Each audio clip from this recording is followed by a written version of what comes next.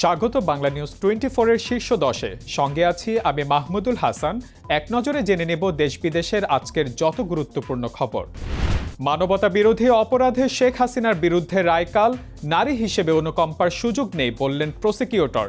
দেশি বিদেশি গণমাধ্যমে সরাসরি সম্প্রচার করা হবে মামলার রায়। শেখ হাসিনার বিরুদ্ধে মামলার রায়কে সামনে রেখেই 7 নভেম্বর থেকে চলছে গুপ্ত হামলা। স্কুল বাস, অ্যাম্বুলেন্স সহ বিভিন্ন স্থাপনায় অগ্নিসংযোগ। দেশের বিভিন্ন স্থানে মোতায়েন আছে র্যাব, বিজিবি। বড় নাশকতার শঙ্কা দেখছেন না স্বরাষ্ট্র উপদেষ্টা।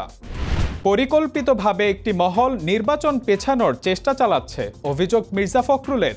গণভোট নিয়ে সংশয় দূর করতে হবে বললেন মিয়া গোলাম পরোয়ার। দাবি আদায়ে চলবে 8 দলের কর্মসূচি।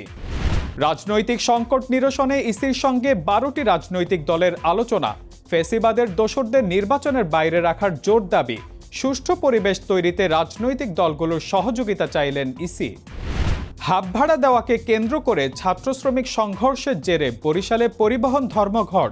বরিশালের সাথে সারা দেশের বাস চলাচল বন্ধ, জনদুর্ভোগ চরমে।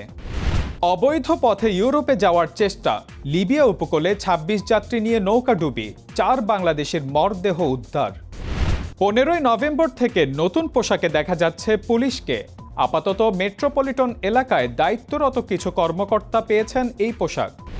এবার জেনজির নেতৃত্বে সরকার বিরোধী আন্দোলনে উত্তাল মেক্সিকো। প্রেসিডেন্ট ভবনে প্রবেশের চেষ্টা, নিরাপত্তা বাহিনীর সাথে ব্যাপক সংঘর্ষ। সুদান গৃহযুদ্ধকে কেন্দ্র করে বাড়ছে সৌদি আমিরাত দ্বন্দ্ব। আরএসএফকে সহযোগিতা করায় আমিরাতের বিরুদ্ধে সৌদি আরবের ক্ষোভ প্রকাশ। মধ্যস্থতার জন্য আমেরিকার সহযোগিতা কামনা। এবং 7 বছর পর এশিয়া কাপ বাছাই পর্বের ম্যাচ খেলতে ঢাকায় পা রেখেছেন ভারতীয় ফুটবল দল। 22 বছরের আক্ষেপ এবার ঘোচাতে চান হামজা সৌমিত্রা।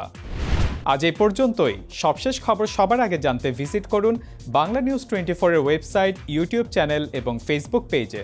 এতক্ষণ সাথে থাকার জন্য ধন্যবাদ।